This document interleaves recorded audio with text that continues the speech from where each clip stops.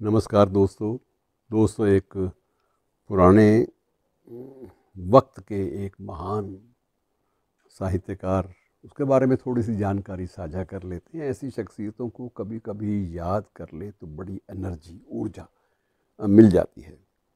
और ये शख्सियत थे राहुल सांकृत्यायन।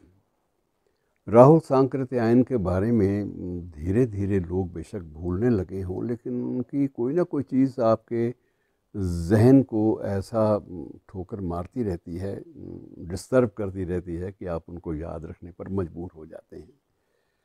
और बौद्ध भिक्षु होने के बावजूद, बौद्ध धर्म में विधिवत दीक्षित होने के बावजूद वो वामपंथी विचारों के माने जाते थे। और हमारे देश के ही वामपंथी आलोचक डॉक्टर रामविलास शर्मा, इनके साथ उनका वैचारिक आदान प्रदान भी निरंतर चलता रहता था।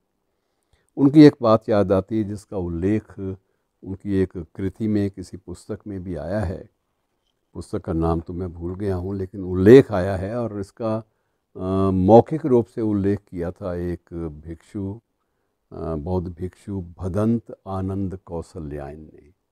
भदंत आनंद कौशल्यायन भी अपने आप में एक बहुत बड़ी शख्सियत थे मित्रों। और सबसे बड़ी अजीब बात तो यह है कि हम पंजाब के लोग भी नहीं जानते कि वो मूल रूप से पंजाबी थे। ये बात उन्होंने स्वयं वर्धा के एक सम्मेलन में मुझसे गुफ्तगू के दौरान बताई थी और मेरी छाती चौड़ी हो गई थी कि ये तो। फिर मैंने उनसे पंजाबी में बात करने के प्रयास किया तो उन्होंने कहा, हाँ मैं तो ठेठ पंजाबी हूँ भाई, तुमसे ज़्यादा बेहतर पंजाबी मैं बोल सकता हूँ। बौद्ध भिक्षु हूँ इसलिए पंजाबी में गालियाँ तो नहीं दूंगा, लेकिन वो भी मुझे आती हैं, मुझे मालूम है मेरे सामने कोई गुस्ताखी न कर बैठना। तो भदंत आनंद बताते थे कि एक बार 1961 के आसपास राहुल जी बहुत थक चुके थे। और सबसे बड़ी बात ये थी कि उन्होंने खुद एक बार कहा था कि जो बातें वो करते थे रामविलास जी और राहुल, वो लगता था कि जैसे इन दोनों को एक ही सनक थी कि हमारी हिंदी जो है, हमारी भाषा, इसमें कोई कमी नहीं रहनी चाहिए और अपनी भाषा को समृद्ध इतना कर दें कि इस भाषा के बिना दुनिया के किसी भी शख्स का, पढ़ने लिखने वाले शख्स का गुजारा ही ना चले। और इसी सनक में राहुल सांकृत्यायन तो तिब्बत की सीमाओं से भी जूझ आए और बहुत सारे क्षेत्रों, पर्वतीय दुर्गम क्षेत्रों में जाकर भी पांडुलिपियाँ एकत्र करते रहे। और डॉक्टर रामविलास शर्मा निरंतर अपनी जो लेखन कार्य था, समीक्षात्मक कार्य था, उसी पर लगे रहे। और उनका प्रयास था कि कोई भी चीज़ हमसे, हमारी भाषा से अछूती ना रह जाए। लेकिन राहुल इतनी लंबी यात्राएं, पद यात्राएं करने के बाद इतना थक चुके थे 61-62 तक, कि उन्हें लगा था कि अब मैं लंबी यात्रा नहीं कर पाऊंगा। और भदंत बताते थे कि एक बार उनका पत्र आया तो पत्र में जैसे उल्टे सीधे शब्द थे, मैं समझ रहा था कि अब राहुल जी के लिए पत्र लिखना भी थोड़ा सा मुश्किल आ रहा है।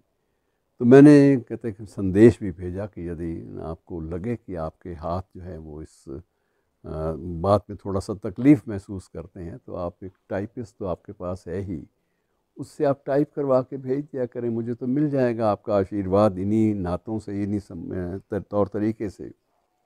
लेकिन राहुल जी का उत्तर आया उसी तरह से, हाथ से लिखे हुए टूटे फूटे शब्दों में, कि भाई जिस दिन मैं इस लायक नहीं रहूँगा उस दिन मैं कुछ भी नहीं करूँगा, और समझ लेना कि मैं अनंत की ओर चला गया हूँ और वहाँ से कुछ सामग्री लाने गया हूँ और नहीं लौटा। सीधी सी बात ये है।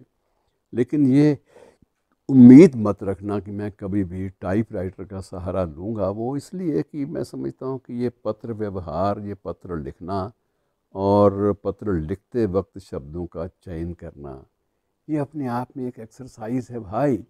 ये एक व्यायाम है मेरे लिए, ये मुझे ऊर्जा देता है, एनर्जी देता है।